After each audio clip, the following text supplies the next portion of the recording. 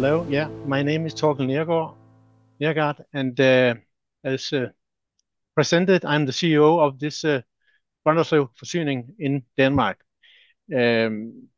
Compared to many other utilities, we are a rather small company and utility. You can see we produce all, under 1 million cubes a year. That's not much compared to very big cities. But still, I believe the system that we have could be interesting also for bigger utilities, because I'm sure that these kind of solutions can be scaled up. So it's just to get started. I would like to present some of the more practical experiences that we have had from the system that Max has just shown us so greatly. And after that, I will also dig into some thoughts and considerations about the economics in going into this kind of data-driven solution. Does it pay off? This is what I'm going to do today. So, yes, we have since almost 10 years, 9 years, have 6,500 static meters installed and a complete network, a fixed antenna network, retrieve the data every day, or almost every day, as Max just shown. But when we have a drop like this, you saw on the previous screen, then maybe in 2 days it will be managed out, because the data will come eventually. It's just maybe a matter of they are delayed, so they will come. And when we look back 2 days back, the data availability will be maybe as high as 98% or something like that. What you also can see of this map is that we are situated in a rural area. We have a town of Brønderslev, and then we have a quite big network reaching out in the rural area, smaller villages and communities that we serve with drinking water. And we have been working with the platform that Max has presented for, I guess now for almost 2 years. There has been a period where we have been working together to get the beta version upgraded into a alpha version, and we are now running on a system that we believe is consider it's stable, and we can believe in the data behind. And I'm saying this because there's a journey to get there. It's not just put in a lot of data and then you will have a perfect result the first day. You have to do a lot of work, and you will find something very strange maybe in your data that you don't understand, and you have to understand it in the details before you also can rely on it and trust it when you see the data presented on the screen like this. But the system is like this that Max has presented. We have a small distribution team, 4 people, 5 people, and every day they look at this picture at the screen, and they observe if there are any differences from the day before. And then if there are, they will click into it and try to figure out, is it something that we have to react on now, or should we wait? But if, let's say, if a section is read for more than 2-3 days, then I'm sure that they will react. Sometimes we also know that we have to react very quickly, but most of the time it develops maybe over 2-3 days. A leak appear, it starts to run, and maybe it's growing, and suddenly maybe also it will surface. We can find it easily, but sometimes it's not that easy to find them. But we know on the system that there's a problem in this area.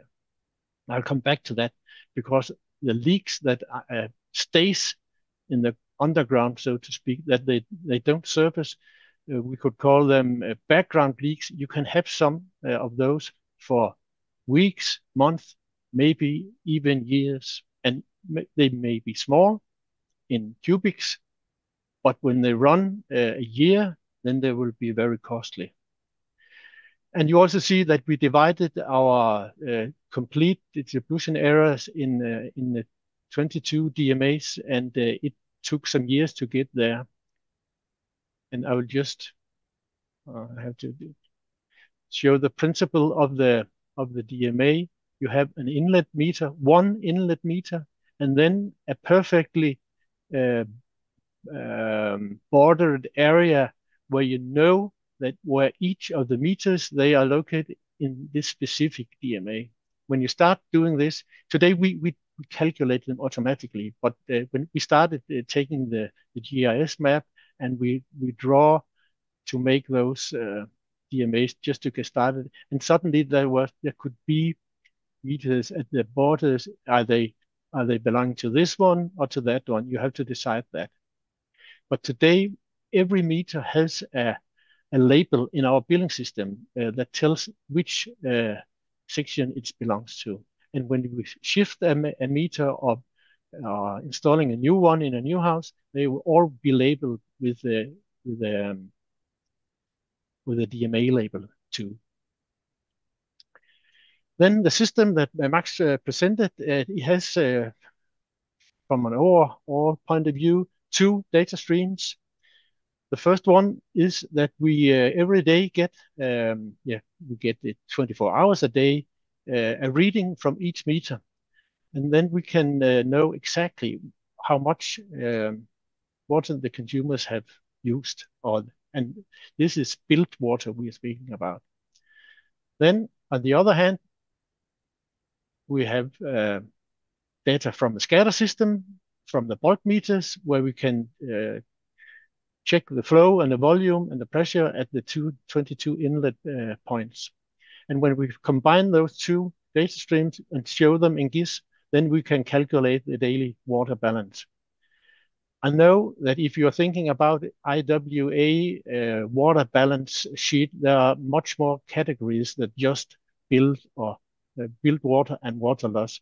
But in our reality, uh, almost all of the unbilled water is water losses. We don't have many people that steal water or authorized unbilled water, and those categories. So we on the daily practice only use those two categories. And here you see some figures from going back some years. We had some problems, as you can see, in 17 and 18. We have in our compared to Danish standards and our own standard, we had too high levels of water losses. Maybe an average around 11, 12% of water losses. And it was in that period that we decided to finalize all the DMAs and also to get more focused on how can we use the data from the meters and from the SCADA to dig gold out of, so we can exploit the data and find new solutions. So we started that, and you can see the results from the last 4 years. We have had a target of 5% water losses, and we are just around that target for all those 5 years. And I just checked some weeks ago. Here you see the difference. It's between the 2 years, the foregoing years, and the 5 years. It's about 5% point. And this is this reduction where we have almost halved the water losses at the utility. And a more recent figure is that the first part of the year, we have an average water loss of 4.5%. Now I'll go to and show you some examples. The first one is a very simple one. This shows how a sudden rise in the water loss in a specific DMA is very visible. It could be yellow, it could be red, like Max told.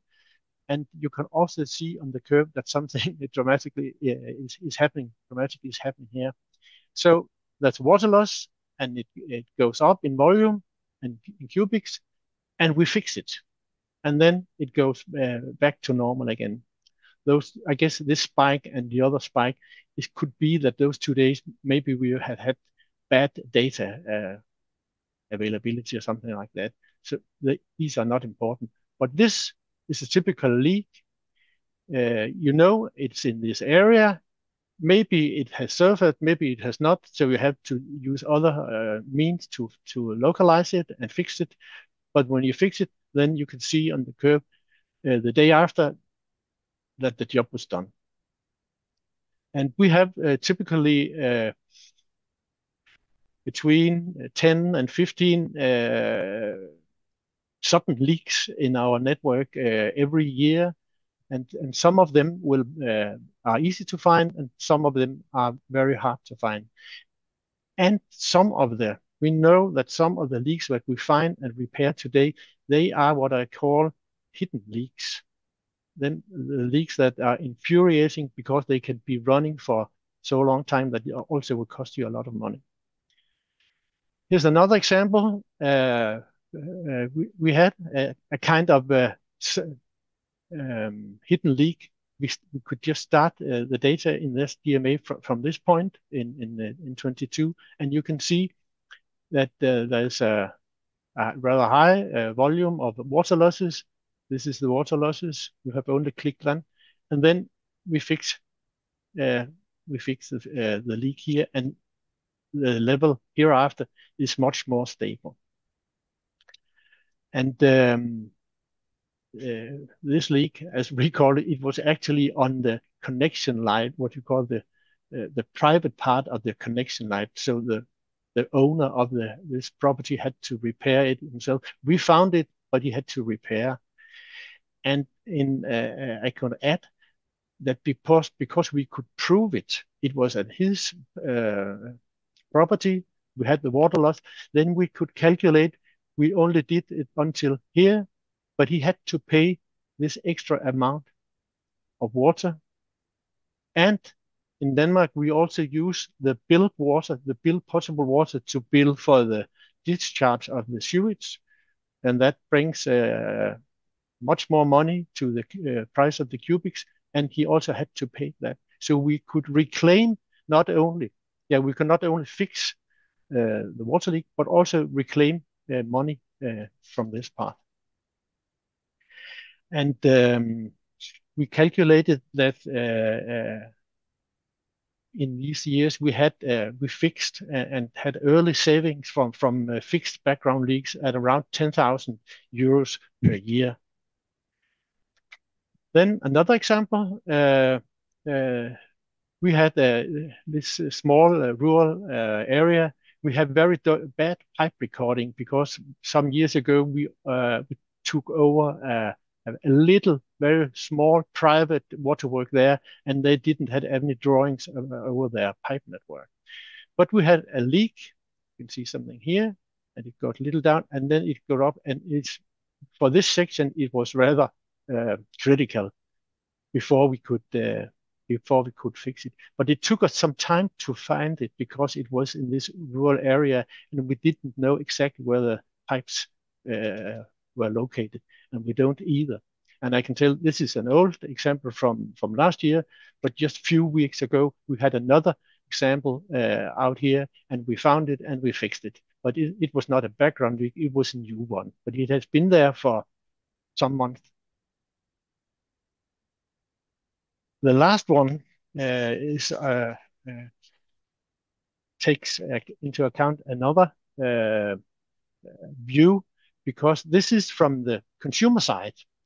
In this case, the consumer is a local supermarket, but it could be in a household where you can see the same curves. There's a very, very small water loss. This is the accumulated water losses, but you can see something is happening here. And actually, they then receive a warning from us. We have a guy, he's checking the more critical alarms every day from the meters.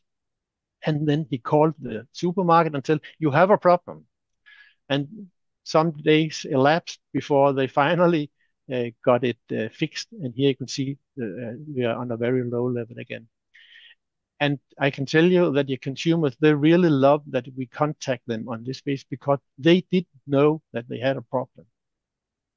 I don't exactly where it was, but they didn't, when we called them, they didn't know, and then we wouldn't have found it until maybe the storage was ruined by water, something like that.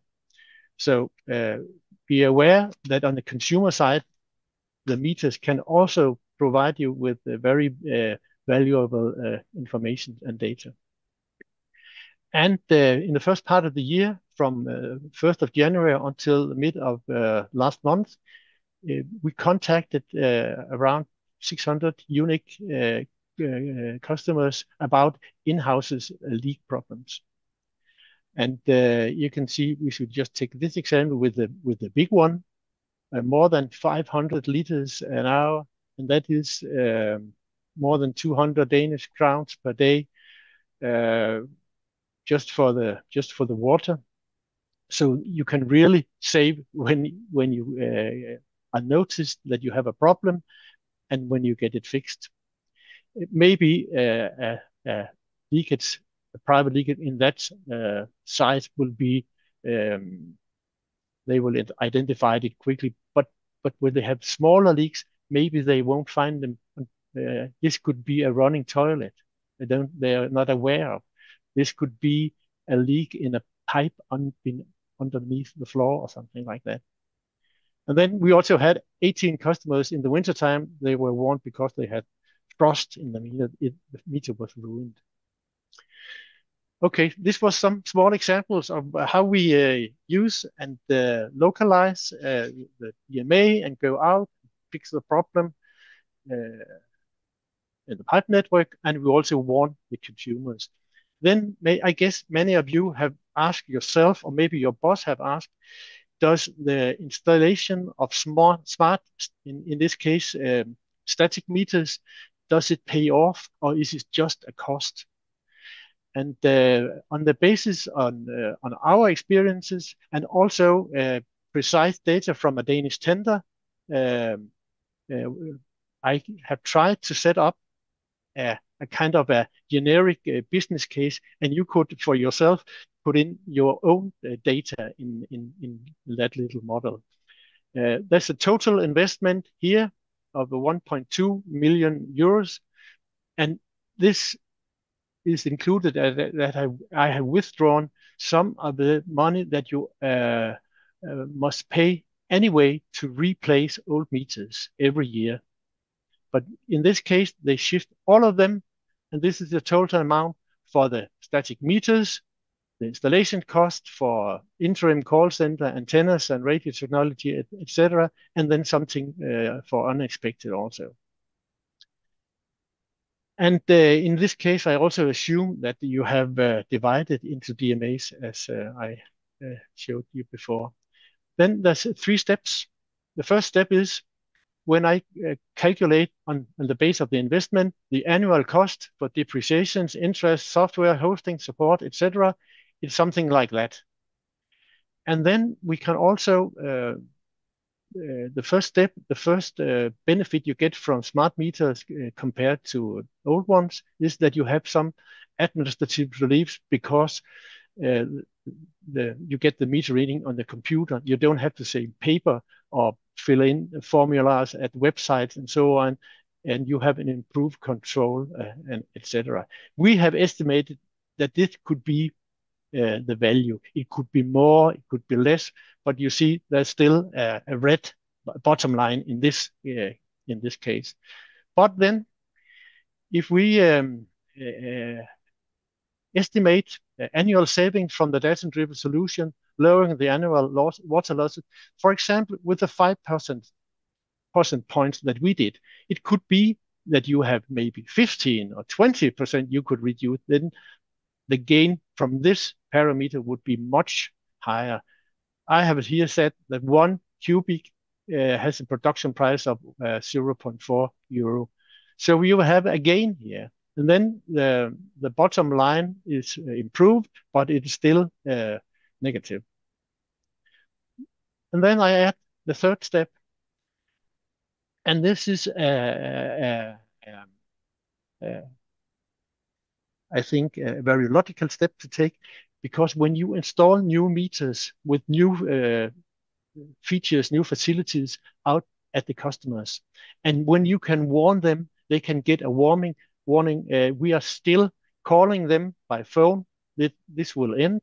It's a man hired on a social contract, but it will end. But also the consumers, they have an app where they can follow their own consumption. This is a new benefit for consumer. And then we have raised uh, the income from adding an extra addendum to the fixed annual meter fee. I guess that all of you, when you send out the bill, you have a fixed fee and then you have a cubic related fee also. But the fixed one, we have raised it. And in this case, we raised it only in this business case only by €6.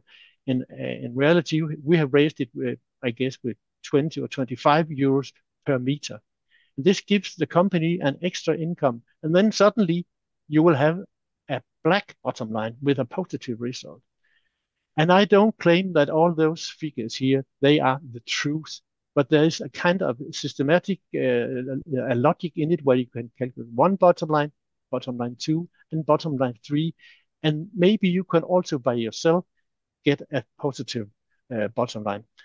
This is at least my conclusion for this, that many water utilities can obtain a satisfying economical bottom line of the smart meter investment. But it requires that the management, they really strive for getting those opportunities.